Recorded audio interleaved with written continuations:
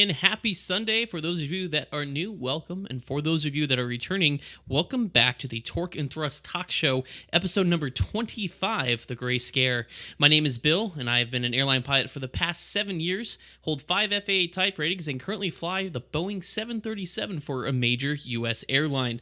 My co-host is fellow co-founder of the Three Green Simulations Group, retired New York City EMT and flight sim extraordinaire, Tommy D of Level Flight Simulations. On this week's show, we are talking about Southwest Airlines Flight 2786, Hawaii incident, GamerFest 2024, and a price breakdown of the Tesla Cybertruck. Then we will learn industry terms with jargon in a jiffy, learn from past accidents with safety stand down, live listener Q&A, and our discussion this week, the Gray Scare, DJI drone ban, a national security threat, or another political witch hunt. But without further ado, and actually more importantly, as always, Tommy D, how are you doing this morning? I'm good, my friend. I'm good. How you doing this morning? I am doing good. I hit the big 3-0 yesterday, like we were talking about in the pre-show. I already feel like I'm 55. So, every day rolling over, getting out of bed, something new's hurting. So, I guess it's just downhill from here. I know the From what I feeling. I'm waiting. understand. I'm waiting to see what starts hurting Thursday on my birthday. Yeah, that's the worst part. Is just I think it goes downhill. It's like you get up, and you're like, why does my back hurt? I don't remember doing anything to hurt my back. So unfortunately, that's just kind of where I'm at. But I had a great birthday. Wife did a lot of cool things, including a baseball game that we went to. I honestly couldn't have had a better birthday. So, but I heard you had some fun. Was it yesterday? You went out on the Yesterday, lake. yeah, the better Oh, half. that was your first Um, time kayaking. yeah, that was my first time.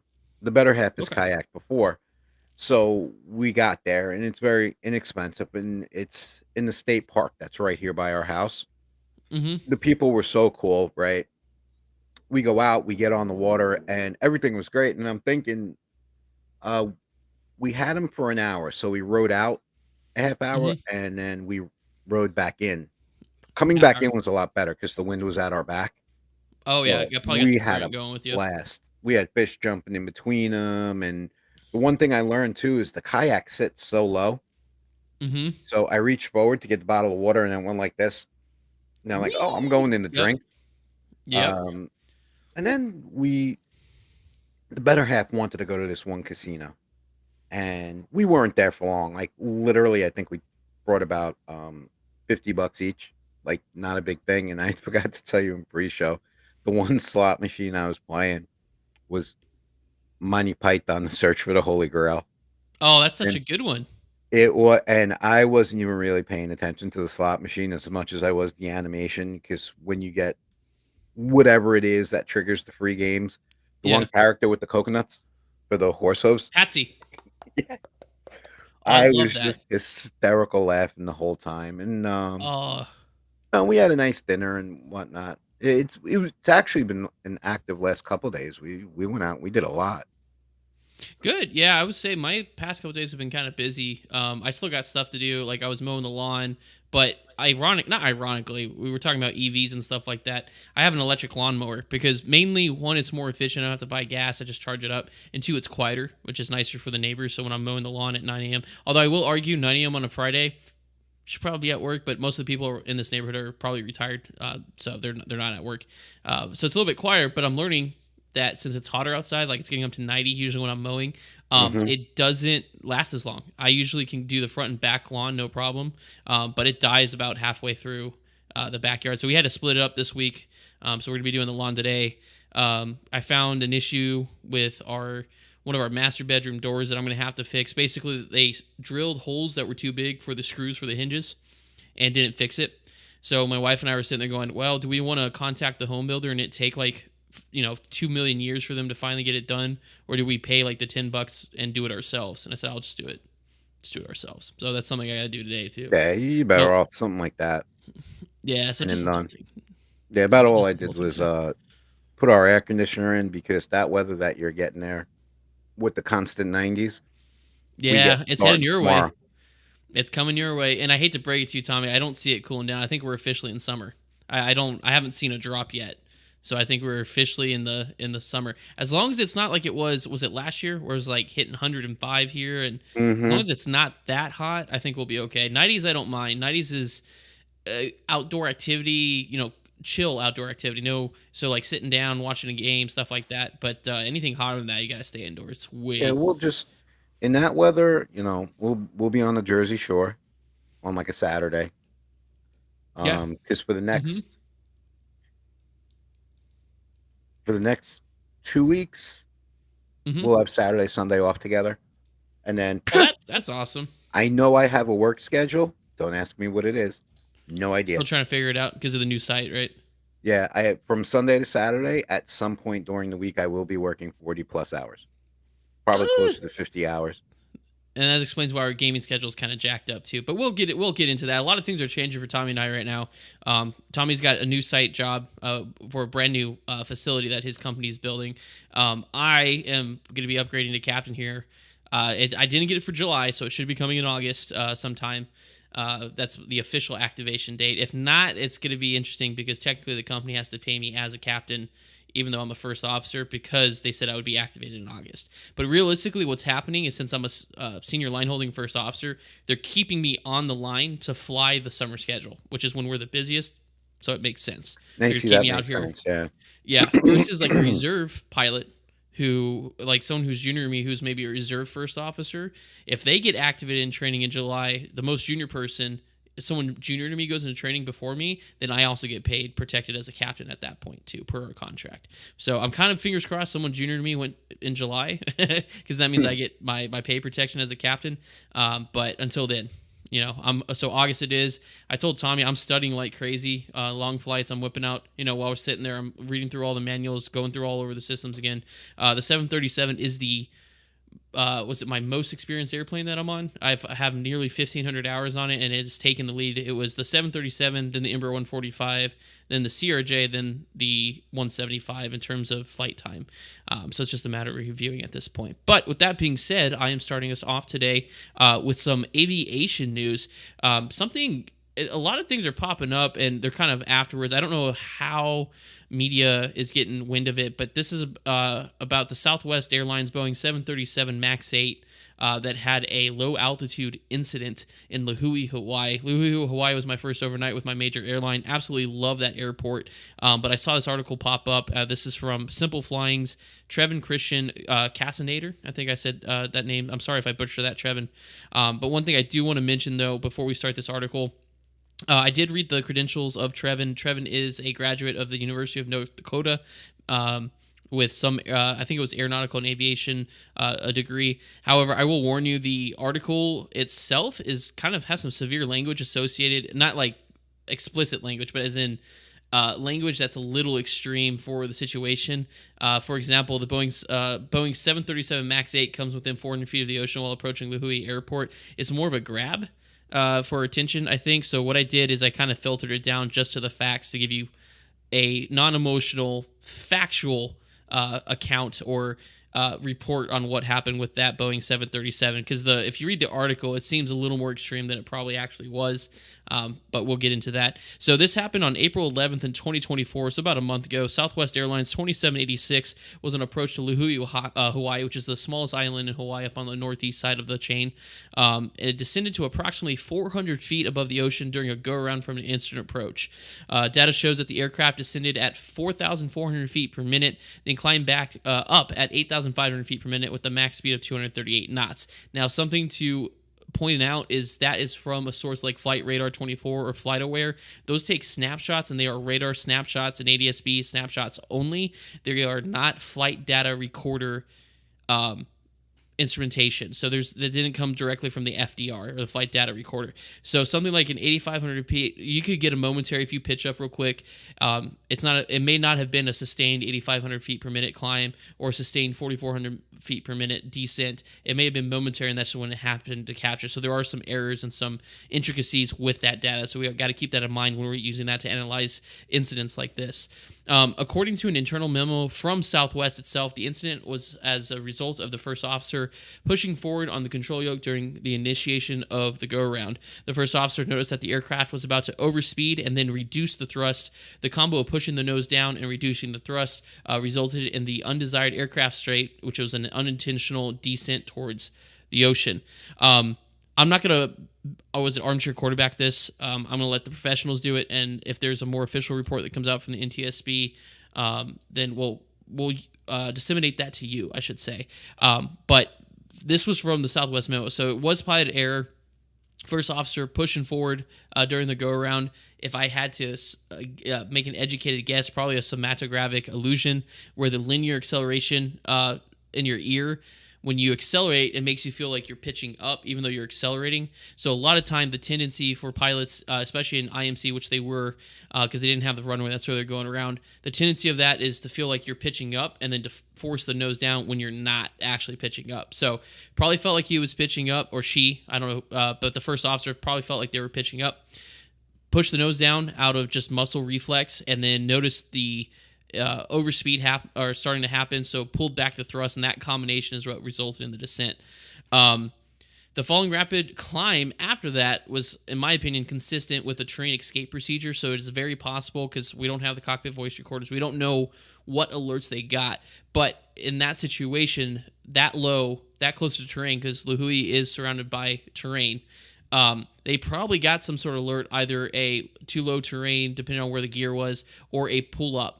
Now, if we get a pull up, it's a mandatory escape procedure per our manual, which is basically set autopilot, auto throttle off, set max thrust, stow the speed brakes, and you pitch into the flight directors initially, and then you pitch as high as you can without stalling to basically do a maximum performance climb to get away from any terrain, including the ocean.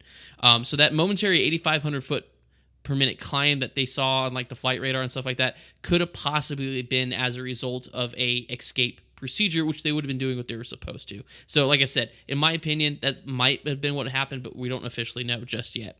The flight returned to their origin, which was Honolulu. This Southwest flight was doing an inter-island run, and they returned to Honolulu with no reported injuries, but the aircraft did experience a flap overspeed during the go-around, and so I haven't heard anything more about whether or not there was what the maintenance inspection entailed. So I don't know if there was damage, but there should have been. It probably was. I didn't see in the article, but something like that, that would have been written up, and maintenance would have to inspect the aircraft because of the flap overspeed. So I'm going to bring Tommy in on this real quick because, once again, we're seeing that Boeing 737 name in the title, right, trying to do an attention grab, which I didn't like. 'Cause, I mean, Southwest, everybody knows Southwest flies Boeing 737, but the way this article was written and the title was written, it was a Boeing 737 did it, which I didn't really appreciate because it could have easily been an Airbus that did it as well. In fact, United back in, was it December of last year, coming out of Maui, had something similar, and that was a 777. Yep. So, well, and so back in Honolulu, the aircraft did land safely, didn't it? Yep, and had no injuries reported. See, that's notable and funny. That wasn't in the article at all. No, it wasn't. I had to look that up elsewhere. Also, the writer Trevin started to interject his own opinions as to what it would have felt like in the flight deck or in the airplane during that go around. So it wasn't the article. That's why I said I had to filter out a lot of his Trevin's inputs, or like, how do I put it, adjectives, because there was a lot of conjecture and speculation from him in the article about what happened, and what I told you is just what I extracted factually because I've seen the internal memo that's been filtered around, and also from the article I could pull that data point. But his article, that's why I said it was kind of severely written, because it was just very extreme the way he was describing the incidents that have occurred. Right, because you know what, that's what sells articles. Yeah, Good and the thing is generally does not sell as much as the way that was written. Yeah, and the thing is I was looking at it too, because like I was mentioning the 4,400 feet per minute descent, that could have been just a initial, like, we don't have the flight data recorder data. That's probably from like flight radar and stuff. Mm-hmm. So that could have been just the momentary going, oop, and then the captain went, go around, oh no, climb, right? Because that jip whiz at that altitude near terrain is super sensitive. So if you do something like that, you'll instantly get a don't sink or possibly a pull up. So it's possible it's not as severe as it sounds. So on a non-precision approach, I have to look at the plates for Lihue again, but on a non-precision approach, going around at about like 500 feet for minimum descent altitude is pretty accurate for a non-precision approach.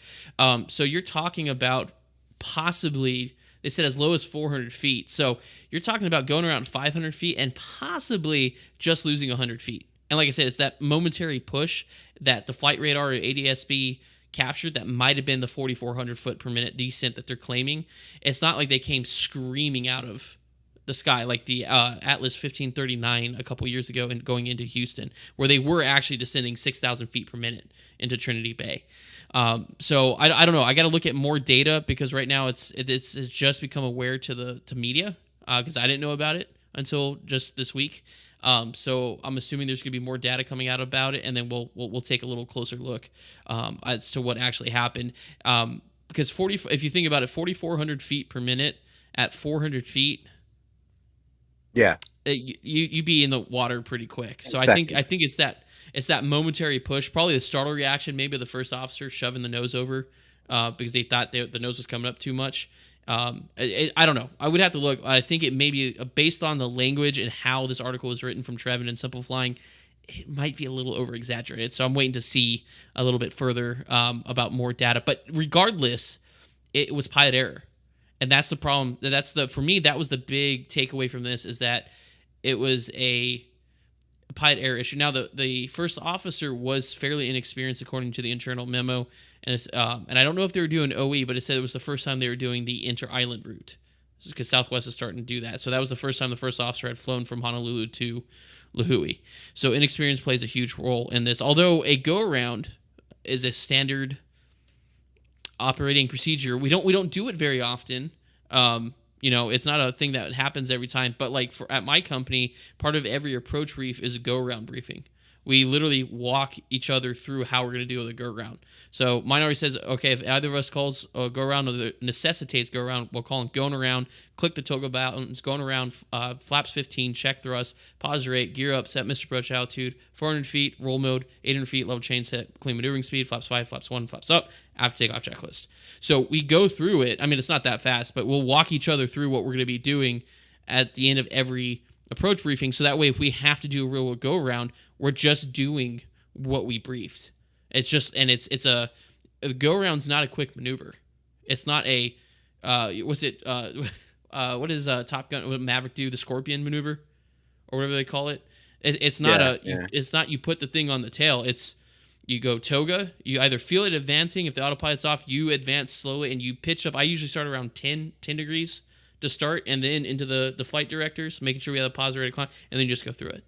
So I don't know. It might be a culture thing. I don't know if they do that at Southwest, but maybe it's something they should probably start incorporating at the end of their approach briefs if it's going to become this big of an issue. So maybe, but and yep. like you said, we'll see what the NTSB said. I'm sure that first officer is going to go to retrain. Yeah, Denver or wherever it is Southwest is, and spend some time in the sim and learn and move forward in their career in a positive way. But like we discussed the last couple weeks with everything that goes on, bad news sells better than good news, and Boeing is under the microscope right now. Why? Because nothing else happened anywhere else in the aviation industry. There's probably and going on. in Southwest. Yeah, and also Southwest had another one, which was reported as technically an accident because of the failure of the standby rudder system, which I'm still waiting on a full NTSB workup on that before I talk about it. But Southwest is now under the microscope because of those two incidents. But like I said, in the future, that's what this show's about. We'll keep you up to date on what's going on. Nothing big with Boeing. Haven't heard anything more about Spirit. The only thing I heard about Spirit is that they're not considering bankruptcy during their financial struggles right now. So continuing with the furlough as far as I know.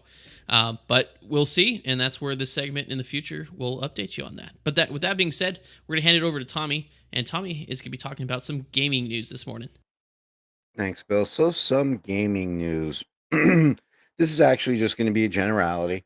The first week in June was Game Fest 2024 out in Los Angeles, where a bunch of gamers, bunch of developers, people to be sponsored and represent games. They all come in, they all play on the top of the line of everything, like stuff I'll never be able to afford and go with. But here are some of the takeaways.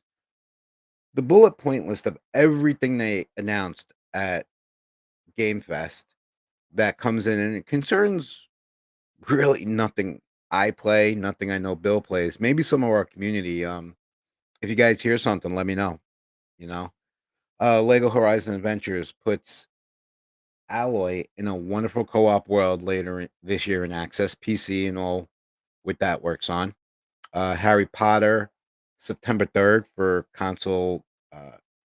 Quinditch, Quintitch Champions. I'm not a Harry Potter fan. Sorry. Here's one that caught my eye. Star Wars Outlaws trailer confirms Lando ahead of Ubisoft for forward gameplay. So that sounds like a leak to me.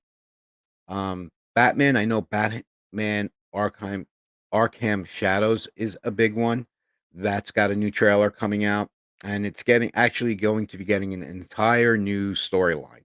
So I'm sure the Batman folks will be good with that. Delta Force Hawk Ops and PC Global Alpha coming in July. So there's going to be another first person shooter, it looks like. Dear and Boy is an upcoming performer about a kid who finds a hurt fawn.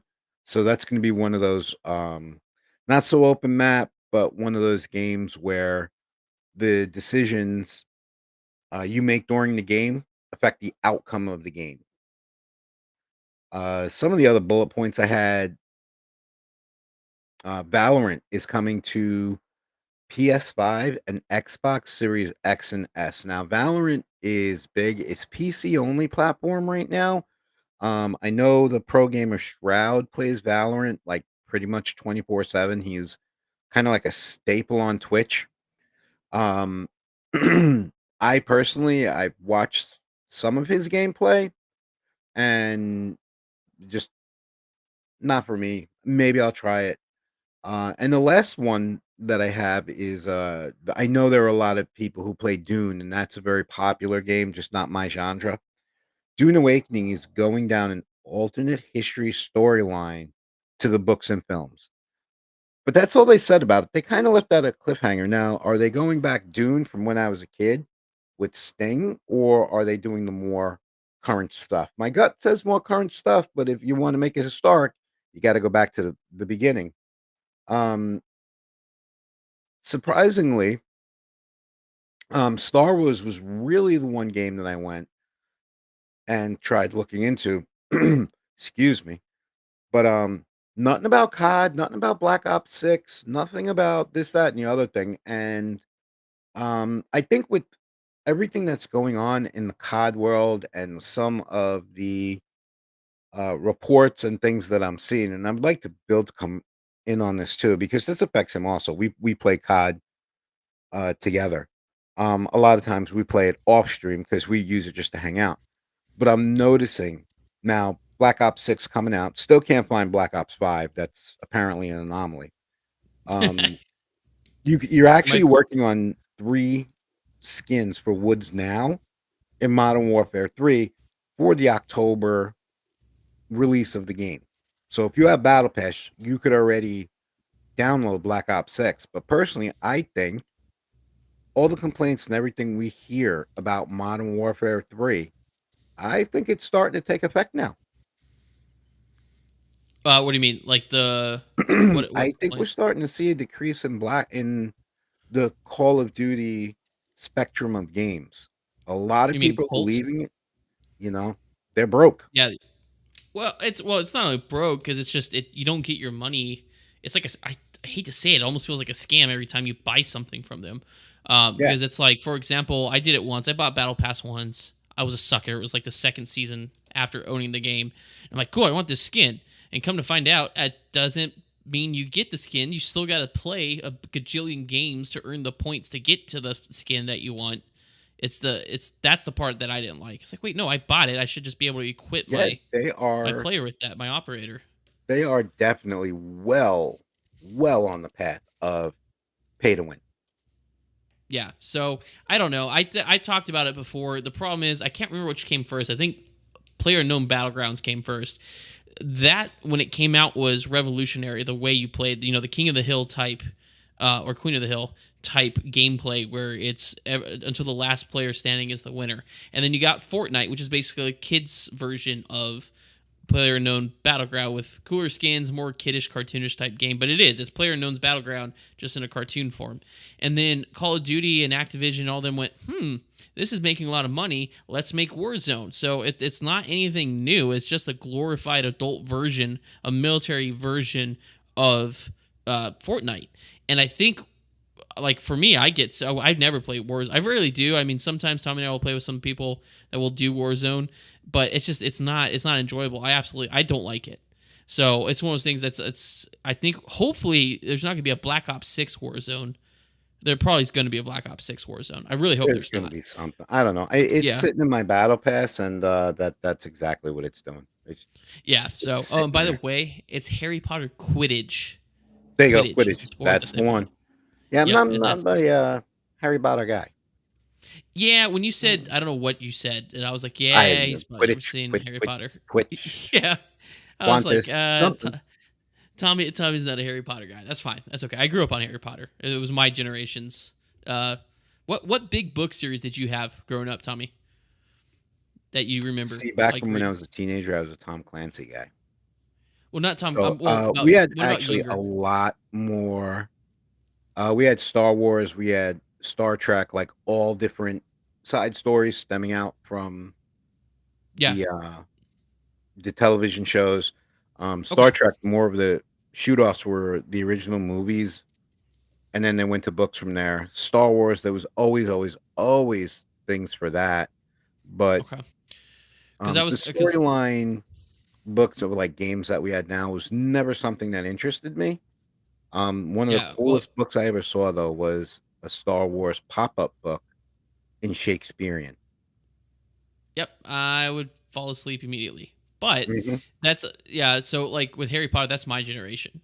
Like I think the first one came out in 99 and I grew up with Harry Potter. So that's why my generation, the millennials, and technically generation, oh god, we talked about this a couple episodes ago. I'm a millennial, generation Z? Gen Z? Is that after me? Gen Z. Yeah, Gen Z, that's why yes, that's what we grew up on Harry Potter. But yeah, so of those, the only games I recognized was Harry Potter. I didn't recognize any of the other ones. So Batman I recognize because that Arkham Knight has been a hot minute. Yeah, my friend, one of my good friends from college used to play that all the time. I've never played it, but that's the only reason I know it.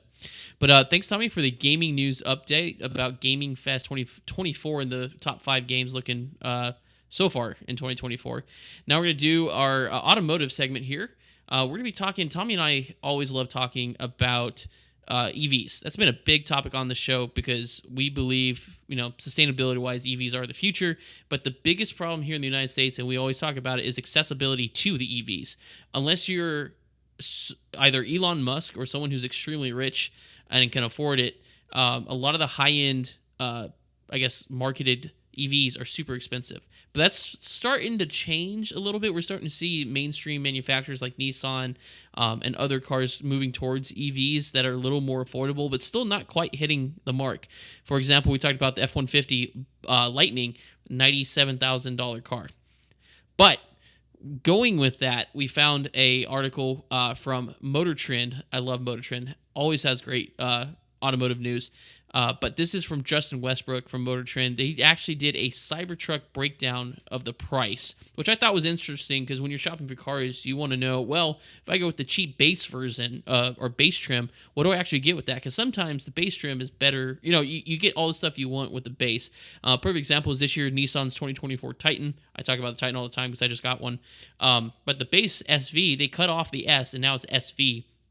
So you get a lot of the what would be considered last year's mid-trim amenities and technology updates in the cab. It's the same. It's what you get now standard in the base or SV model. I personally got a Pro 4X, and I got all the bells and whistles that I wanted on it. But with that being said, like I said, you always kind of want to know the price breakdown if you're thinking about getting a Cybertruck. I personally would never get caught dead with a Cybertruck. Just because I think they're the ugliest thing known to man. But that's to each their own. The beauty is in the eye of the beholder. So this is for those people out there that are maybe looking at getting a Cybertruck. Let's talk about the price breakdown. So I ordered this from the cheapest, I guess, model or trim level and worked it to the most expensive based off the article. And then we'll go from there. So the first one is a single motor $40,000 version, right? Everybody's going, hey, well, hold on a second. Bill's truck was $65 MSRP. That is correct. But here's the thing. Tesla is not going to make it. It's just like Tesla's Model 2 or whatever, the Model C. They were promising a sedan version of basically the Model Y or Model S to be more affordable. Well, guess what? Tesla's falling back on their word again. They're not going to be making a single motor 40K version of the Cybertruck. So once again, we see Tesla and Elon going, hey, we're going to do this and get all those people hyped up about it, and then they're actually not going to deliver. But first, the base trend or the base trim is going to be your rear wheel drive only. That is $61,000. Still not bad because my truck MSRP'd for $65,000, so it's still not bad.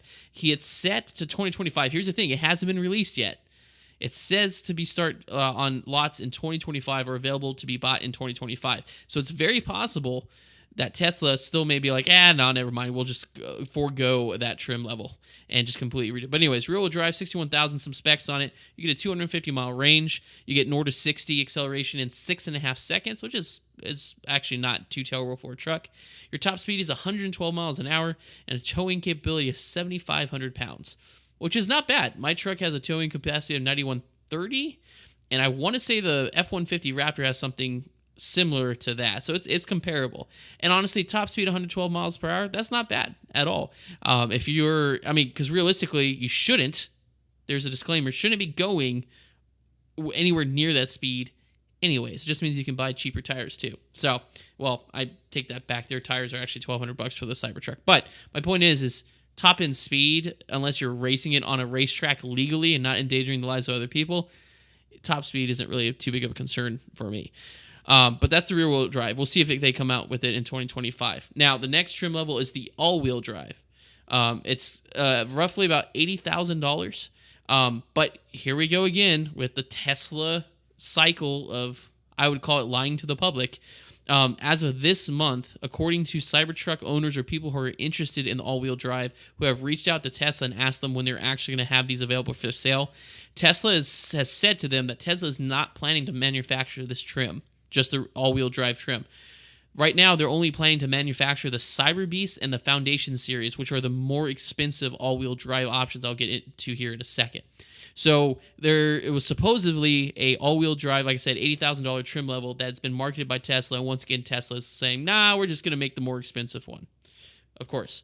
So the next trim level is going to be the Cyber Beast, which is $100,000. Now, mind you, let me just explain this. My down payment on this house that I'm currently in, my brand new house, was less than the cost of this car. Okay, so to kind of put that in perspective. The Cyber Beast is a triple motor, 320 mile range, 130 mile per hour top speed, north to 60 in 2.6 seconds, and a tow capacity of 11,000 pounds. The only thing that kind of makes me raise my eyebrows on this that I might consider getting, or why I would get it compared to the other models, is that 320 mile range. 250 miles is not that bad, especially if you're using it around the city, which is actually kind of what I use my truck for. The reason I got a truck is not to travel with it, because if we travel any long distances, we're taking my wife's SUV, which is hugely more fuel efficient. But my truck is mainly around town, gets me to and from the airport, as well as if there's any major projects or anything big I need to bring home from the store for the house, I can just throw it in the back of my truck. So, the north to 60, unless you're drag racing, everybody off the line, nobody cares that you're going to be going north to 60 in 2.6 seconds. Once again, unless you're racing it on a track, 130 miles per hour, really don't care. But the 320 mile range is actually pretty good. So if you plan on traveling, like towing a camper or towing something with the Cybertruck to go travel and stuff like that, that 320 mile range is actually pretty decent. And then the Foundation series, which is the high end, the top trim of the Cybertruck, is going to be $120,000, which is everything mentioned previously. But includes a dual motor, all-wheel drive, and includes a light bar and self-drive, their autopilot technology. I did read in the article that if you wanted the longer range or the extended range, it was an additional $16,000. So even if you got, let's say, if they did produce the all-wheel drive, which a truck, Tommy and I have talked about this, a two-wheel drive truck is kind of useless, but an all-wheel drive truck at $80,000 plus $16,000, you're still looking at a $96,000 truck. So I would honestly, especially because payload, because the back of the Cybertruck is useless for payload, I would go get an F-150 Lightning for the same price. So let me bring in Tommy, because Tommy and I have been talking about this, and it's largely been because I I go out my truck. Um, so let's say you had an F-150 Lightning, Tommy. You had to choose between an F-150 Lightning and the Cybertruck. Obviously, looks aside, let's talk about just technical, like its usefulness, right?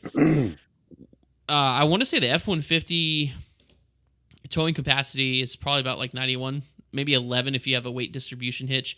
But let's just say you have the choice between an F-150 Lightning and a Cybertruck. Appearances doesn't matter. Which one are you going with? The Lightning. The Lightning. Okay, yeah, I'm I going do with the the same thing. Lightning. I don't. I. The thing is, the Cybertruck is useless, other than it being a sign of status, and that either. And it's funny. It's not really a sign of status. It's a sign of either you have a lot of money or you're in debt up to your eyeballs. Right. It's like people driving around with the King Ranches and the Lariats here, the Platinum King Ranches here where I live. Like I said, the average GDP for a four person family in my town per year is 37,000. So people driving around with the high end trucks, the brand new ones, the 24, possibly 25 here in a couple months. It's like either you're in severe debt or you make a lot of money. It doesn't. To me, it's not a status thing. But I'm right there with you because the back. I don't know if you have you seen the back when they open it up of a Cybertruck, like No, the the only time that I've bed. seen a Cybertruck was making a right hand turn, and I was about 100 feet away from him on my way to work, and I just looked at him. I was like, ah, I saw one at the but Charlotte airport this week. yeah, it's like, where is the practicality in this? I don't think it is. I just and it doesn't mention payload because I don't think you can actually put any sort of payload in the truck bed. I think it's just a standard boot or trunk, as we call it here in the United States. So yeah, I can tow 11,000 pounds, but you can't really put anything heavy in the actual. It's not really a pickup truck. It's they call it a cyber truck, but it's not really a No, truck. the way It's it looked to me it's. was with that trunk that it has, like, Mhm. you can put your groceries in it, but Yeah, that's going to be about it. yeah. I feel like it's more of a. It's a you know how we had crossovers, which were the cross between SUVs and sedans. Hmm. I think it's created a new class of crossover between trucks and a sedan because that's what it is. It's basically a hatchback that can tow Yeah, something. that's all it is. Yeah. No. And as far as like owning the Lightning, like I would get a lot more use out of the bed in the Lightning, hauling Yes. whatever, like, if we were doing a sheetrock project or, Mm-hmm. You can you do a could lot actually more. use it as a truck. Yeah, and not to mention repairing. I mean, it can get expensive with anything that's electric, but the Tesla. I was just looking in that article. It was listing off certain prices to get a new tire or spare tire for the Cybertruck. It's $1,200. That's more than a set of 4 tires for my truck. Yeah, Elon can keep that. Yeah, Elon's going the wrong way. I really respected Elon in the beginning because I felt like his intentions were good, making the technology available to everyone, and to try to truly move us towards a truly green and sustainable future. But I don't know what bit him, whether it was greed, if it was the capitalist bug, but the way they're marketing these cars is just I don't know. It's like it's more concerned, and I honestly I would love to see what the price to build one of these Cybertrucks is, and I want to see the profit margin on a Cybertruck because it's one thing to actually be trying to turn a profit, if they make high quality cars and stuff like that, or is he just trying to maximize the profit by creating them cheaply but charging through the nose for them? We talked about it last episode. We talked about it Yeah, with the it big would be three. interesting to compare those numbers. It Yeah. So really would. some I'll do some research and we can talk about it in the future. We can just continue talking about it because, there's continuous updates with like the GPV. We're kind of getting to that range where, or the time of this in our history where they're starting to move towards EV because of the green initiative. In fact, rumor has it that the Titan is technically not going to be around if this is its last year, but they think they're going to come back either with a new V8 engine in 26 or it's going to be an electric version because everybody is trying to move towards an electronic EV, I think so. I like think truck it and is stuff. on the drawing board. Yep. Um, Yeah. yeah, I don't think it's going to be a forgotten series of vehicle. I think it's going back to the drawing board because you got to remember, think back like, a 1968 Boss Mustang, brand new, right? What if Ford brought that back now? Yeah. you're No, talking it's how just many decades worth of technology and yeah, R&D for all the majors here, yeah. so they're going to do something with the latest innovations in technology. That's Well, just they have to. my They have thought to about it. keep up with the competition. Right. Yeah. And then So, every once in a while, bring it back to the drawing board and re-engineer. yep. Yep. So that's what we have this week for automotive news. Like I said, we'll keep it updating. The whole EV thing is just something we talk about a lot, and it's constantly evolving. But now we'll move on to our favorite segment of the show, Jargon in a Jiffy. And for those of you that are new to the show or maybe first time watching, Jargon in a Jiffy is a word game that we play here on the show where each host comes up with their own word or definition, or sorry, word, term, or acronym from our current field of work. In Tommy's case, since he's a retired EMT, he can draw from either. We say the word, say it in a sentence, and it's up to the other host to try and guess the word. The whole point is so you guys learn some industry terms, so that way it's not so intimidating when you finally get into our career field. So with that being said, Tommy, take it away with your Jargon in a Jiffy. Okay, thanks. So it's actually from my old career this week, and it's an Okay. abbreviation. But Okay. here's the sentence. Well, When okay. making my notification to the emergency room, I requested CAT scan on standby for a possible CVA. The abbreviation I'm using today is CVA. Okay, I would say you should probably start with that. Okay, CVA. Say the sentence one more time because I had no idea where it was in the sentence. When I contacted the emergency room, I requested CAT scan on standby for a possible CVA. CAT scan on standby. A cranial, um, uh, CVA. You said CVA. Yep. Charlie Victor Alpha. alpha. Cranial, You're there. You vent, got the right body part. ventricular. Different body part. You went south, literally. I went south. Okay. Let's see. Cranial. Um, but I don't know. I almost said vasectomy. I know that's I know that's not it. Then you Um, really went south. way south. Cranial. Um, I have no idea. I heard CAT scan. And I was like, that's the head. Uh, I don't know. I honestly have no Okay. idea. I White flagging it? can't. Yeah, because I can't. I know. Is it cranial? Did I get the first part? Yeah, it is. Believe it or not, a CVA, the abbreviation stands for cerebrovascular accident. I was And so close. yep, you were. And that's just a fancy way of saying a stroke. Oh, okay. I was so damn okay. I was so close because I was vascular. I was trying to think of another word. That's why I said ventricular. And I was like, okay, that's not it. It was, and then the A accident. Okay, so it's having a stroke basically. Yeah, basically it's having a stroke. But when you Okay. just like your job on my documentation, Yeah. I couldn't put stroke. I had to put possible Oh, CVA. I couldn't write the possible word CVA, stroke because I would be making a diagnosis.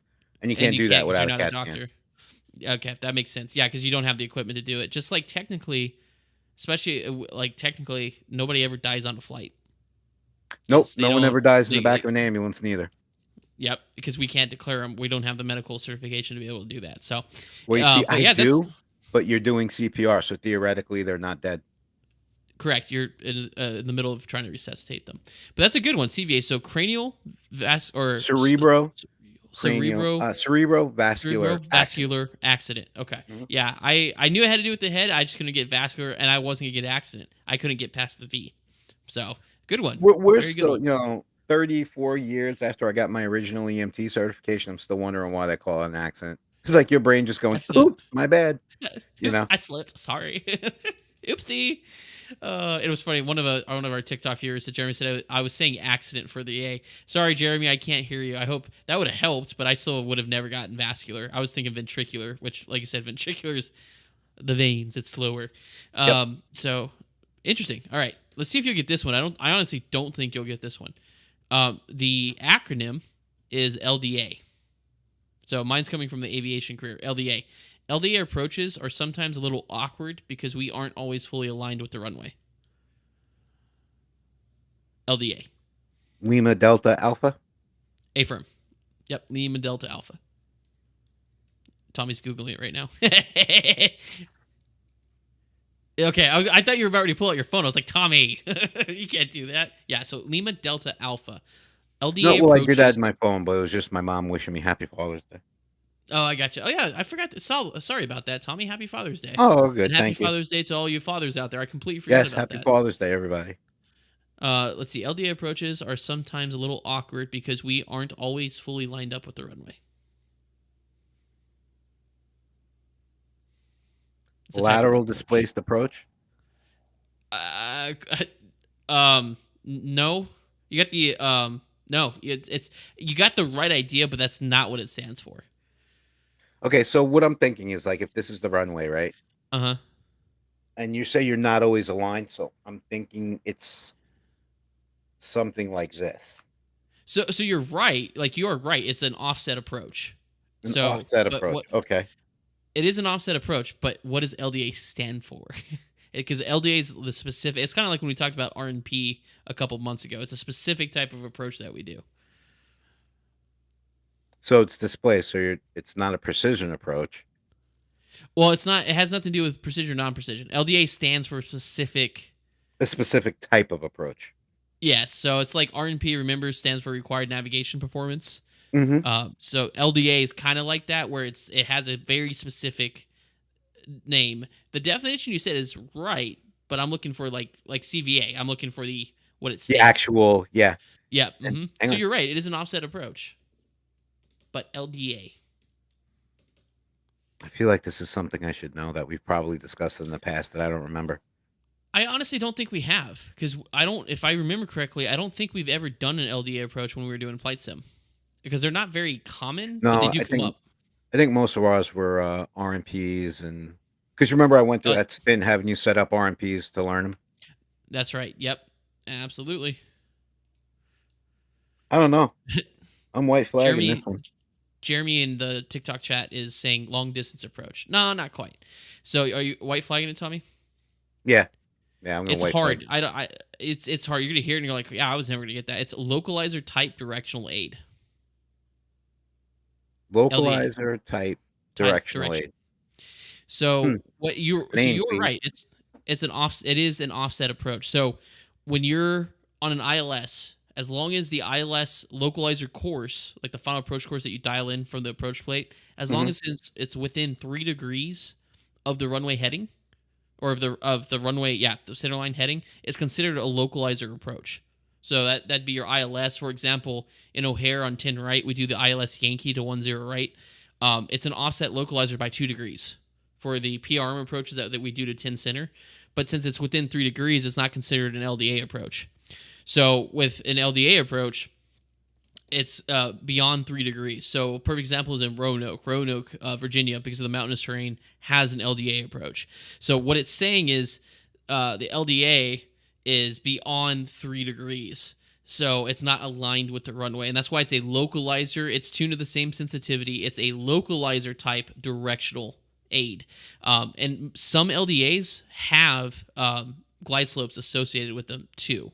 So it depends, but that's what it is. So if it's beyond 3 degrees from the center line, it's considered an LDA approach. The only other airport off the top of my head that I can think of that's an LDA approach is runway 19 going into DC. So if you're coming in and you're not doing the river visual, like you're having to do an ILS or something like that, you'll do an LDA approach to runway 1 if you can't do like the R&P. If that makes sense. That does make sense. But just to make sure I learn this properly, Mm-hmm. if you and I are sitting in an aircraft that's Mm-hmm. instrument rated, Correct. our landing course is north, Yep. 360 degrees, right? Mm-hmm. So if we were lined up on, say, the 004 radio Mm-hmm. to come in, that would be an LDA. But if we were at 002, it would be an ILS. Or localizer, yeah. So if you're coming in and yeah, exactly. So if we're landing on a north runway, our final approach course on the plate, if it was an ILS, it could be anywhere from 357 degrees to 003 degrees. That's considered within the 3 degrees. Now, if it was 356 degrees or 004 degrees on the approach plate. And that's what we're coming in. We are more than 3 degrees off from the runway center line, so that's considered a localizer type directional aid approach, an LDA. Okay. Easy enough to And, understand when. and it's basically the same. It's basically the same thing because, like I said, some LDA approaches have a glide slope associated with it. So it's like doing an ILS. It's just an LDA because of certification and the straight-in minima Mhm. defined by the FAA. They can't the minimums are higher because you're not directly aligned with the runway. There is some maneuvering that you have to do to get aligned with the runway. So the only real difference between LDA and ILS approaches is one, you're not aligned with the runway by more than 3 degrees, but you also will have a higher minima to allow you to navigate to the runway. Because if you think about it, at 200 feet, you're over the approach lights. So within 3 degrees, like what we do in O'Hare, which is a 2 degree offset, it's not that much to maneuver. But if you're coming at a 4 degree offset, like the one in Roanoke, I can't remember what it is. It's pretty drastic. And then you pop out at 200 feet over the lights, you're too low to be able to, especially in a 737, to be able to yank and bake and try to turn and safely get on the runway. So they have to give you a higher minima to almost circle to be able to get there. Okay, so you have basically your higher minima is it gives you enough room to safely maneuver the aircraft Correct. to Yeah, 'cause it's make sure assumed. you're maintained So stable of those last couple hundred feet. yeah, so it's the thing is it's the same. How do I put it? So the decision altitude, you'll have a decision altitude on some of them, right? Sometimes it's just a localizer, sometimes you'll have a glide slope associated with it. But they give you a higher decision altitude because at that point you're visual, so then you can maneuver as necessary far enough away from the runway to get into a normal position to land from Gotcha. a localizer. Yeah. So LDA approach. If you hear LDA, that means it's offset. Honestly, the biggest threat with LDA approaches is if you're approaching with wind and you're crabbing into the wind, you have to note your ground track because where the runway is going to appear in your windscreen in the flight deck is going to be completely different than where you anticipate it to. So if you're going straight down a runway, like just a normal ILS heading 360, and you got a wind from the east, you're crabbing to the right, you know to look left. Right, it's depending on how severe the crab is and how strong the wind is. When you pop out, the winds or the runway is not going to be right in front of you. It's going to be slightly to the left because you are crabbing to the right To the right, yeah. compensate for the wind. So when you're coming in from an LDA, it's even more drastic. Like 10 right, it's not an LDA, but in O'Hare, it's a 2 degree offset. So if you have a wind from the east and you're pointing to the right, you're actually going to be pointed straight at the runway when you pop out, even though your ground track is to the left. If that makes sense. Does. So that's the biggest threat with the LDA is being situational aware of where to look for the runway when it pops out. When you become visual with the runway. So I'm with you. That was but a good one. that was a good jargon jiffy on both counts. Both counts. And continuing with the aviation theme, this is no longer a new segment. Tommy and I have been doing this segment, 5 episodes now? So I kind of removed the new segment. But our new segment, oh my God, and I just said it, Safety Stand Down is the replacement segment that we did for Career Corner. And basically, Safety Stand Down, we're going through history and initially talking about aviation incidents and accidents that have formed the aviation industry and regulations as we know it today. And then eventually we'll go off on to do cruise ship or like ship disasters and other transportation facets that have helped improve the safety in our industry. But for right now, we're doing aviation because that's mainly what this podcast is about. So for today, we're talking about the lightning strike over Maryland, Pan Am 214 on December 8th, 1963. So this was a Boeing 707. It was departed Baltimore here at 8:24 p.m. Eastern Standard Time to go to Philly with it was originally from Puerto Rico. It was going to Philly with an intermittent stop in Baltimore. Sorry, I had to try to set that up properly. But so in Baltimore, there was no maintenance write-ups on the Boeing 707. It departed from Baltimore at 8:24 p.m. Eastern Time, headed to Philly. Pan Am 214, when they switched over to Philadelphia approach, was advised of gusty winds in Philadelphia due to a squall line moving through, and the crew made the decision to hold until the squall line passed. So they were issued holding instructions, and they were told to expect further clearance at 9:10 p.m. Eastern Standard Time. At 8:58 p.m. Eastern Time, there was a mayday call over the Philadelphia approach frequency, followed by another first officer in another aircraft that was in the holding pattern with them, stated that Clipper 214 is going down in flames, is what it was said over the radio. So that first officer from another airplane witnessed Pan Am 214 in flames crashing. The aircraft crashed east of Elkton, Maryland, and unfortunately, as most accidents were back then, all aboard were lost. There was nobody that survived. I don't believe there was anybody on the ground. It was just everybody on the airplane. Now, the Civil Aeronautics Board determined that the probable cause was lightning-induced ignition of the fuel-air mixture in the number one reserve fuel tank, with resultant explosive disintegration of the left outer wing and loss of control. So to simplify that, the airplane, because of the weather, while holding, got struck by lightning in the left wing, which ignited the air-fuel mixture in the fuel tanks, causing the left wing to explode and fall off, and ultimately resulted in the loss of control of the Boeing 707. Which is insane, because I don't know why, but just up until this point, well, this is why, but up until this point, I just assume airplanes have always been lightning, what's the word, inept to lightning effects, Lightning right? rod? I just always... Yeah, well, no, just I thought they never. I was always told growing up that airplanes weren't susceptible to major damage from lightning strikes. I never ever thought of it. I've the first time I ever got struck by lightning in an airplane was last year going into Pittsburgh in the 737, and it literally glanced off my nose right in front of, like, a foot or two in front of my face in the windshield, just in front of the windshield on the 737 I was flying. And that was loud. That scared the daylights out of me, because I saw it, hit it, glanced, and went whoop. And I remember going, that's the closest I ever want to be lightning ever again. That was way too close. But I didn't, we had some lights pop on momentarily. Autopilot didn't kick off. It wasn't that big of a deal. Made inspection when we landed. It went right back out. It wasn't a big deal. But the reason it wasn't a big deal was because of this accident. So the resulting change, along with several other lightning-related accidents during the same period, there was one in Milan, Italy, of a TWA flight that exploded because of lightning, as well as other military transports were having the same issue. The FAA formed a technical committee of lightning protection for aircraft fuel systems, which created specific lightning protection regulations, which were adopted in 1970 into Part 25 certifications. We talked about Part 25 a lot in the past couple episodes. And Part 25 is the certification requirement of the transport category airplanes as we see it today. There was an increased emphasis on electrical bonding of components in the wing tanks. So what that means is having a way for the electricity to travel through the fuel tanks without actually striking the fuel tanks. So we'll see, basically they're like little bonding wires. We see them all over the airplane. Basically it gives a path for the lightning or electricity to travel through away from critical systems. They also created what's called a surge tank lightning protection for the Boeing 707. It was a photoelectronic cell which was used to monitor the vent air take on the wing. The vent air take on the wing is an air vent that serves as two purposes, especially on the Boeing 737 nowadays.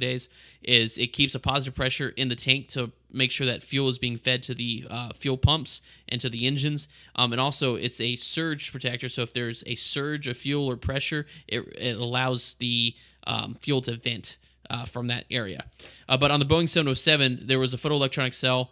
When it sensed a flame, two suppressors would activate and discharge a suppressant into the fuel to keep the fuel not inert, basically, so it wouldn't explode until the fire risk was gone, and then it would no longer push that suppressant in, and then it would be fine and work as normal. And for those of you that don't know, photoelectronic cell is basically a piece of equipment that senses light, kind of like a smoke detector in some cases. And when that light gets blocked or it illuminates and it gets activated, that's what causes the suppressor or the suppressant to activate. Then there were also vent flame arresters, which are passive devices that were inserted in vent pipes to cool flames that are ignited at the outlet.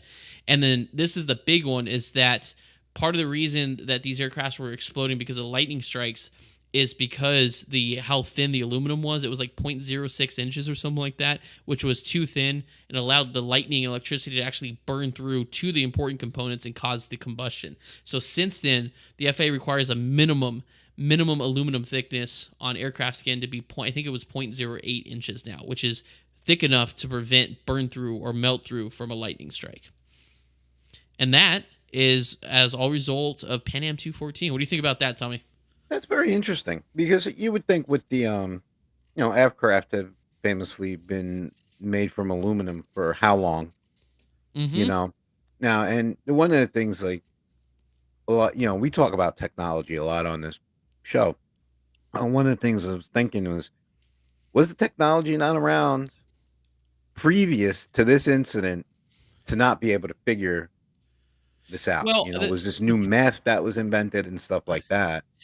the thing is like anything in aviation, until it happens, they don't know about it. At the time, the Boeing 707 was considered to be one of the safest aircraft. All the technical advancements and stuff that are on the 707 were supposed to be leading edge for safety, and it was understood that lightning. We were lightning, or airplanes were lightning rods, but it was also in the previous instances they just traveled through the seven or the airplanes with little to no effect.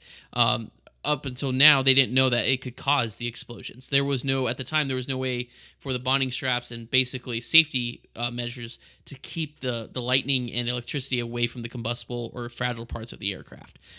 So it wasn't until this accident, and also the other series of accidents like TWA and Milan and stuff like that, to make them go, well, maybe we should start looking into this because these airplanes are exploding from lightning strikes. Like I said, didn't know. I learned something because I just figured airplanes were always like that, but it was because of this accident that airplanes are now less affected by lightning strikes. So that's the takeaway Yeah, for because this. I remember your lightning strike in Pittsburgh. So we were talking. Um, I believe it was the next day. We were talking about it. And I Probably. was like, "Well, what happened to the plane?" And you were like, it went to maintenance, and we're gonna fly it out of here." Well, it wasn't us. It was the next year. Yeah, maintenance showed up, looked for the entry point and the exit point. I don't think they ever found it because usually the exit point is like a pinhole. It's so Hmm. tiny where it comes out. But they inspected all the major components of the airplane to make sure it didn't go out there.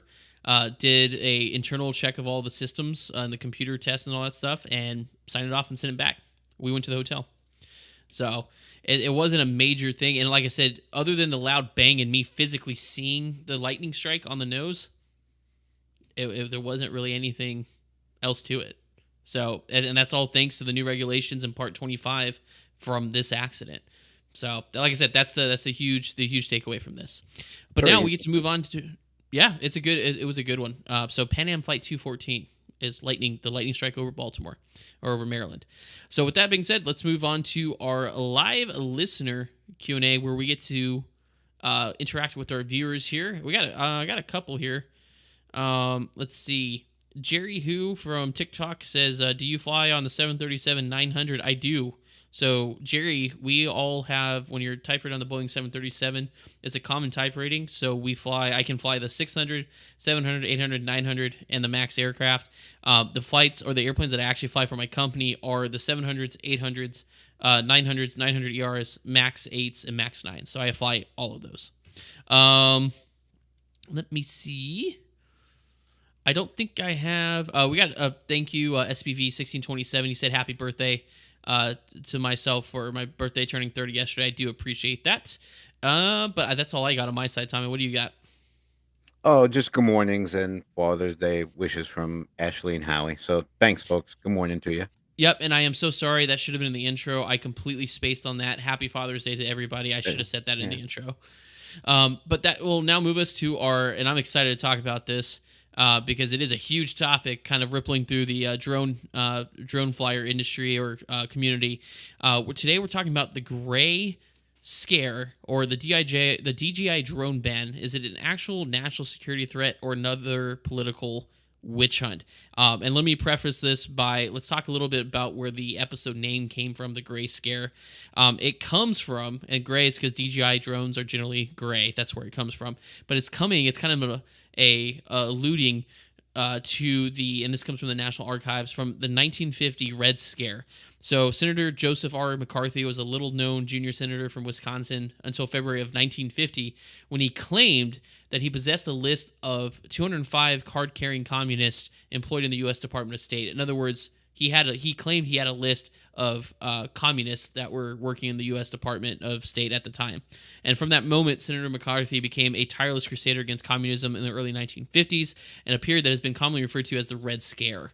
As a chairman of the Senate Permanent Investigation Subcommittee, McCarthy conducted hearings on communist subversion in America and investigated alleged communist infiltration of the armed forces. His subsequent exile from politics coincided with a conversion of his name into a modern English noun, McCarthyism, or adjective, McCarthy tactics, when describing similar witch hunts in recent American history. The American Heritage Dictionary gives the definition of McCarthyism as 1. The political practice of publicizing accusations of disloyalty, of subversion with insufficient regard to evidence, and 2. The use of methods of investigations and accusations regarded as unfair in order to suppress opposition. Senator McCarthy was censured, or basically fired from the U.S. Senate on December 2nd, 1954, and died later, May 2nd, 1957. That is the history. So you understand when we refer to the Gray Scare, that's what I'm talking about. Because, perfect transition, I honestly don't think that the DJI drones are a national security threat. I've done research. As far as I can tell, there has been no proof, zero proof, that when you fly your DJI drone, that it is sending information about U.S. infrastructure and stuff like that to the Chinese Communist Party. Now, what's happening is there's the National Defense Bill that gets updated every single year. And what happened is this was about to get passed through, and this is kind of the sneaky side of politics, is they're stapling on laws to the very backside of them as it's about to go through to be like, well, while we're doing this, might as well do this. And one of those things is talking about the anti-CCP, or Chinese Communist Party Security Act, which they're talking about trying to push through, which includes banning DJI drones because they claim, and this is from both sides of the aisle, so you can't blame one side or the other.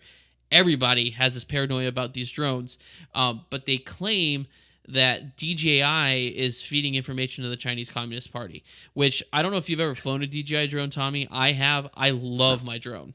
It is, it's affordable in my opinion, and it's a great drone. Easy to fly, gets you some amazing footage, and to me it feels like a witch hunt. It feels like more anti-Asia, as I hate to say it, anti-Asia.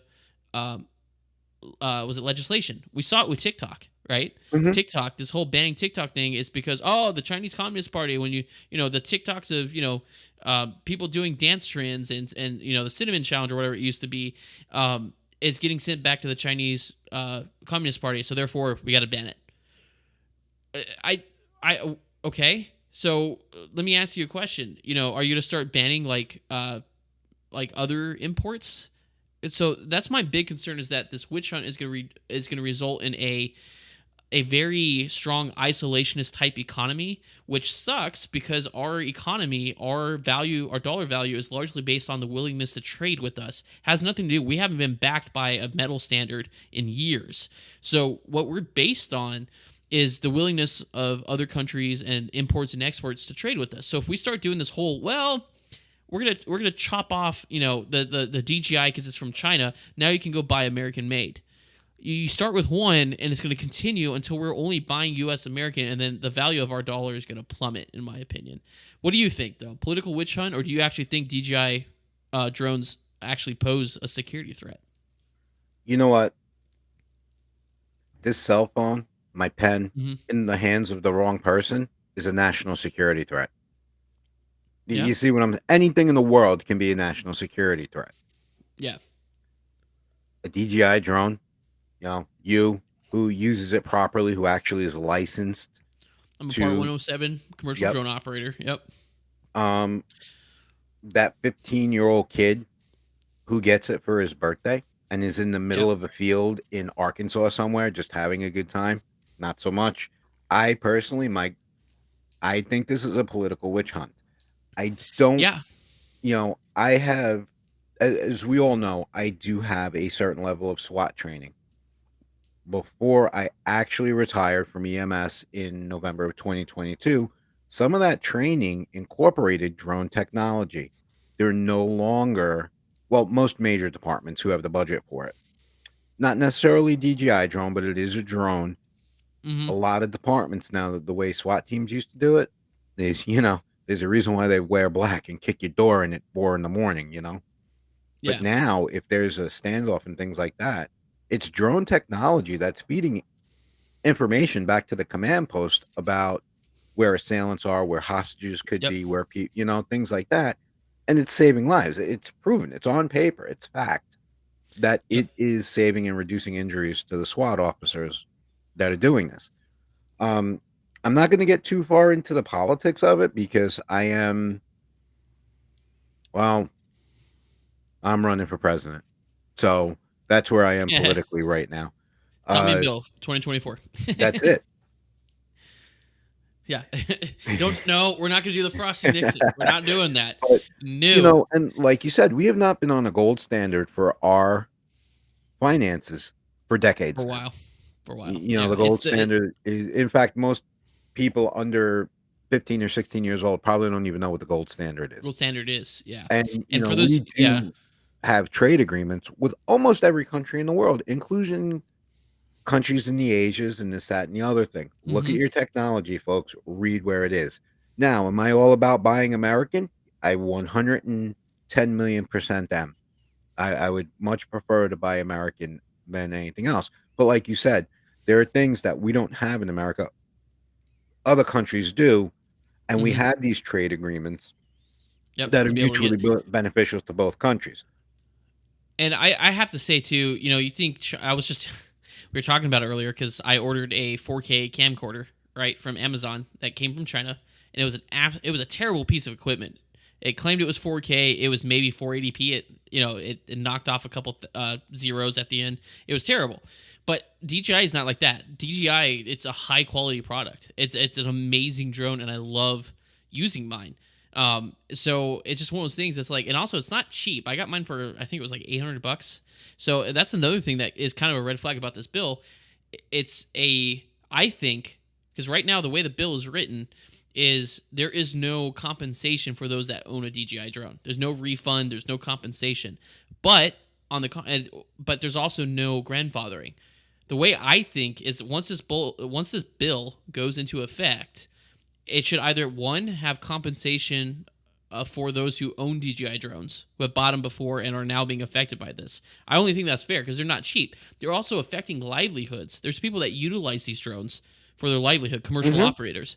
I actually just saw a TikTok the other day where a guy got like 5,000 of the DJI Phantom drones, and they're basically agricultural drones where they go out and spray the crops instead of flying a airplane out there, which is all automatic. You just sit there and tell it where you want to go, and it goes out there and flies and does it for you. So, this was just after that announcement about the possibility of a DJI ban. Someone in the comment was like, "Does someone want to tell this guy?" But that guy, like, that's what I'm talking about. It's like you're really jeopardizing businesses and stuff that have been built on this. And Mm-hmm. a lot of people will say, "Well, go buy an American drone." Here's the problem, though.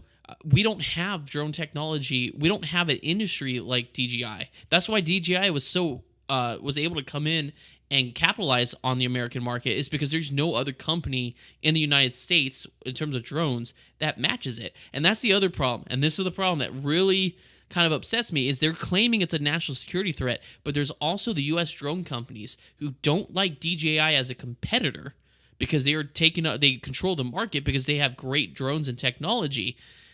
They don't like it, so they lobbied Congress and the House of Representatives to ban them because they don't want any competition. They want to be able to sell their own drones for their own financial gain, which, when on one hand you say it's national security, but realistically, if you have lobbyers in the background saying, well, no, we want American-made drones so we can improve our businesses and stop giving our money to China.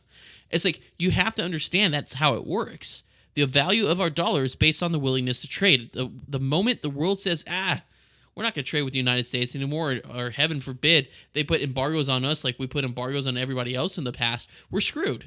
The value of the dollar is going to drop through the floor. There's nobody willing to trade with us. So I think it's a very slippery slope that we're starting to get on when lobbyists who are more concerned about their businesses and the U.S. drone market industry in terms of like lining their pockets is taking a step and using national security as a ploy to be able to ban a very good product that's already in use here. Plus, That's capitalism. I hate to break it to you. The whole point of capitalism is to keep the price for the consumer down. So if there's a better product that's out there, it's their job in the US market to make a better drone with a competitive price to compete against DJI, not just completely eliminate them because they can. You know what I'm saying? Um, Yeah, so I don't know. I think it's a political witch hunt. I I honestly do do, too. especially when there's companies behind the scenes, the U.S. drone companies. They're like, well, we can't compete. Not that we won't compete. We can't compete is what they're saying. What realistically is they won't, because if they have to compete with DJI drones, they're going to have to compete with the prices. For example, on an article I was looking at about this, they're like, here's some equivalent drones that you can go fly. They were on Amazon. I went from a U.S. company, something that was not even at the level of my Mavic 2. It was like $1,200. Mhm. Why am I going to buy that when my DJI Mavic drone, my Air 2, is twice as good and at $800? And you see, You know that's what I another mean? thing too. Like, don't automatically assume we're stupid. We can Yep. do simple math. Yep. I understand businesses in the United States need to make a profit. I don't disagree with it. If I was in business, I want a profit. I want to Mm-hmm. pay my employees. I want my employees' kids to get Christmas gifts. You know what Yeah. I'm saying? But Yeah. But somewhere along the line, and these things went away, and I didn't really learn about them till I lived in Florida. We yeah. do have multiple um I want to say episodes, but it's so not episodes. Multiple volumes of books that talk about the anti-price gouging laws too. Look at Yep. around what's going on now. That is nothing but straight up old-fashioned price gouging. And you Yeah. know what? And Product X might be a superior product made here in America by American hands with American materials. Awesome. Now well, we you know what's have the same thing coming from Eurasia. mm-hmm. That's $1,000 cheaper. Guys, smarten up. Well, Get your and heads here's out the of wherever it is you buried them, yep. ostrich or other things. You can read my mind on this. Yeah. You wanna you wanna profitize your business and make it best, make it so the American consumer can afford it. And I promise you, if it is a superior quality product Product. for Yep. a We'll buy fair it. price and that Mm-hmm. is reliable, We'll buy you'll it. laugh all the way to the bank. Yep. I just finished freshman year in business school and I kind of figured that one out on my own. So all Yeah. you big CEOs, Well, the problem is the profit margin. They're not willing to sacrifice the profit margin. So if they can create a cheap project that is quote unquote American made, and then get people to buy it even though it's a piece of junk, they'll do yeah, it. and that's just it. They don't Eh, want to deal with the profit margins because a higher profit margin, excuse me, makes them look great to their stakeholders. It makes them look good to their Yep. shareholders. And, God forbid we go against what the board of directors has to say if you're a Yeah. publicly traded company. Like, real, Yeah. like, Yeah. Well, and uh, also the thing is, I will applaud DJI because they attempted to, and they did. They licensed a new company in the United States to sell DJI drones, but Congress is going after them because they're still DJI technology. Is the oh, problem, which I yeah. think is stupid. I think it's stupid, but good. I mean, but then where does that stop? Because there's American licensed companies. We talked about it, like Kia, Nissan. There's licensed American companies that sell foreign products. You know what I mean? Where does it? That's why I'm saying it's a slippery slope for us to be stepping on, because now they're interfering with the general public. Apparently, there's already been a ban on the DJI drones with the federal government already, which is fine. Tell the federal government, because that's honestly, let's be honest. When I'm flying my drone, I'm not connected to any federal security sensitive information while I'm flying my drone.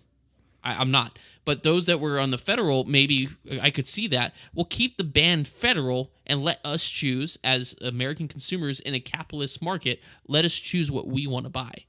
And if it, like you said, if it's a far superior product like DJI, then let us buy it. Period. There shouldn't be this. I'm going to use Congress to ban a foreign entity to be able to sell something, because that's a slippery slope. Because a lot of our market relies on this. Android, for example, Samsung, that's Korean, right? Granted, it's Mhm. not communist, right? There are allies that are not communists or capitalists, but that's the slope you slip on. If that slope is going to be the American made slope, we're going to fall face first and slide down until we hit the bottom. So it's just one of those things. It's a precedent that we are seeing that they're setting. Now, good news is checks and balances, right? The House of Representatives have passed it, the Congress, right? Now it's in the Senate for consideration. There is a strong possibility that the Senate may go, nope. So there is some checks about, and the president and the Supreme Court also have to judicially say, yeah, it's legal, and because the administration could still technically veto it. I would personally, my big thing, if they ban it, okay, but my big thing is I paid $800 for mine, right? Are you going to pay me $800 to go get a new drone? Or those poor companies that, like I said, solar panel companies, roof inspection companies, or repair, people have built their businesses around using high quality products like DJI. And now you're just telling them, oh, yeah, that $4,000 drone fleet that you just bought from DJI, can't fly it. Oh, and by the way, we're not going to pay you for it. Come Right. on.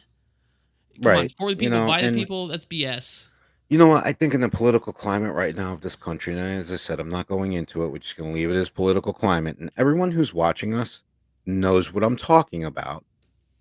You know, and to quote my generation, get a clue, guys.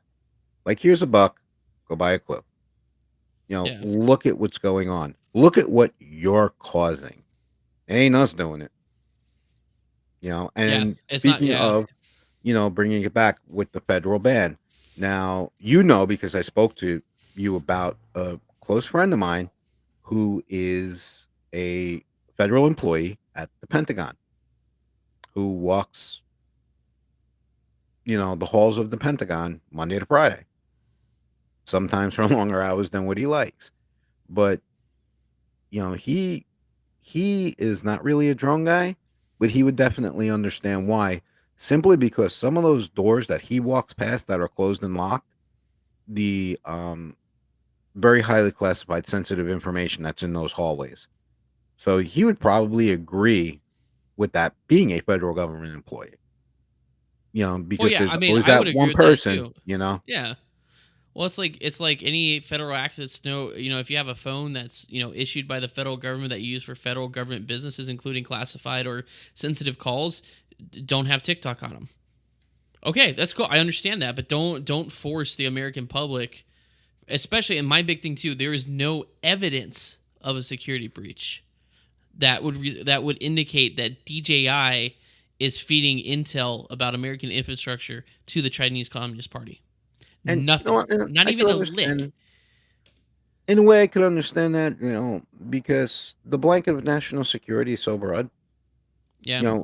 I could turn around and be like, "Hey, that banner of the ERJ 175 right in back of your head, that might threat national security," and then come up with some cockamamie story how a harmless banner on Yeah. your wall affects national security. Now, are they looking It, into different things? Yes, because remember, there's always something going on that the general public, don't know about.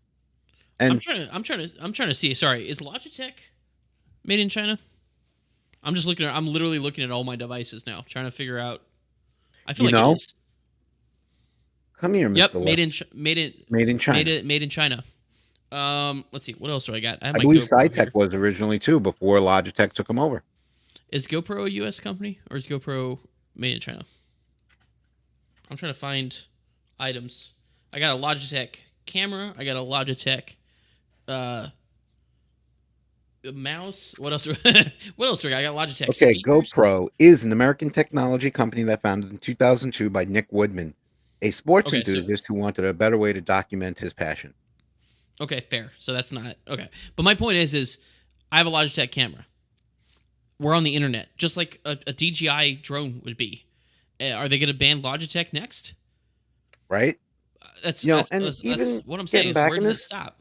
I know people who are state licensed home inspectors, and they self they're contractors essentially, right? They formed LLCs and whatnot, and they don't Yeah, climb ladders to inspect roofs anymore. If my one buddy here and said, "Hey, Bill, you need," later on down the line, and if he was uh, licensed where you are in the country, like, dude, yeah, I'm gonna send my buddy over there. He'll give you a good deal because he's my buddy and you're my buddy, and that's how that thing works. He is not climbing a ladder to get to the roof of your house. He's standing out in the front, probably with you standing next to him, flying his drone over your roof with a very, very good camera on it. looking at the roofing shingles. Yeah. Mm-hmm. Yeah, exactly. It's a safety. You could argue safety, whether it's law enforcement, whether it's search and rescue, whether it's like you said, that's the amount of risk that is involved with climbing up on a roof to inspect it. Not to mention the time. It's so much easier just to throw up a drone, get a scan. You can do multiple houses at once and then go back to the office and analyze. It's more efficient, which also drives down costs for customers. So I don't know. There's just no. It's a witch hunt, and I don't know why we're doing it. Like I said, it's a slippery slope. I support buying U.S. made, but there's no reason to prevent Bankrupt us. bankrupt us on it, because what's going to happen is DJI is going to go down, right? And DJI is not going to. Nobody can buy DJI or even fly them. That's the screwy part. If they're banned, we can't even fly them. So then now we're going to be forced to buy a U.S. made drone, which they're now the only controlling, the biggest company is going to be the controlling interest in all this. And now we're forced to pay probably $1,500 for a drone that's like half the quality of DJI. You watch how quick interest drops and no one buys anything. Yeah, I'll scratch off the DJI thing on my. No, I'm just kidding. Now, as a middle class working schlep, we'll just leave the money in the savings account. I really want it, but I'm not playing your game. Yeah, no. So, but anyways, that's what that was our discussion topic for today. A DJI drone ban, as you could probably tell, Tom and I are very on the side of that this is a political witch hunt. I don't think there's actually any grounds. There hasn't been any evidence that we are aware of to the public knowledge that the DJI drone has been providing secret intel to the Chinese Communist Party. I think it is just like it was back in the 1950s. I think it's just somebody who's trying to make a name for themselves, trying to send this bill through to ban DJI. Are people thinking that there's a non-existent Cold War starting again? Yep, and like I said, remember history. If we do not know our history, we're doomed to repeat it. In 1950, right. McCarthy was a unknown senator. He was an unknown senator from Wisconsin until February 1950. He came out and says, "Oh, I have a list of 205 people who are communists working in our government." Basically, it's the same thing. Someone somewhere, I think there was a representative in New York that started this bill. I'm not going to mention the party because, like I said, there is bipartisan support for this bill. It's not just one side of the aisle. But this person in New York goes, Chinese Communist Party are going to receive intel on the infrastructure because we're flying these drones. No evidence to support it whatsoever. It is right. Night and day. We're seeing another modern day Joseph R. McCarthy, and I think it is another political witch hunt. But before I get too heated on that, we are going to go ahead and wrap up the show and let us know. Let us know what you think about. We had a couple things today talking about the Tesla truck. Would you buy a Tesla truck? And let us know. Would you prefer that we bought American-made drones, or how do you feel about the DJI drone ban? Let us know in the comments section on this week's show. So once again, we're going to wrap up this episode number 25, The Gray Scare, and we do thank you all for joining us this week. If you enjoyed the show, please let us know by rating the show on the respective platform you are listening on. For Spotify users, at the top of the podcast page near the notification bell, hit the three dots and select Rate Show. For Apple Podcast users, scroll all the way down to the bottom of the podcast page to give your rating and review. And if you're watching us live today and would like to review the show, please feel free to rate the show on Spotify or Apple Podcast. Like I said previously, Tommy and I were in the top 60 podcasts as of December of last year for aviation, but we've kind of tumbled down from there because of my hiatus from moving houses and such. So we're trying to get back up there. So if you have time today for the show, or even right now, just go click on Spotify, find us on Spotify, and just give us a good rating there. Now, if you want to stay up to date with the show and industry news, please follow us on Twitter. It'll be on the ticker tape below here. It's at Torque. Right here, it's coming up underneath Tommy here. Torque In Thrust Talk Show is right there. Torque, the letter In Thrust, TS on Twitter. If you'd like to save the show for on-the-go entertainment and news, follow and turn on notifications for the talk show on Spotify, Apple Podcasts, and iHeartRadio. And feel free to follow Tommy D and I on YouTube, Twitch, and TikTok. I am at Captain Bill Official, and Tommy is at Level Flight Simulations. Next live show will be Sunday, June 23rd at 10 a.m. Central, and 10 a.m. Central and 11 a.m. Eastern. On behalf of the Torque and Thrust Talk Show, I am Bill. I am Tommy. And we will see you next week.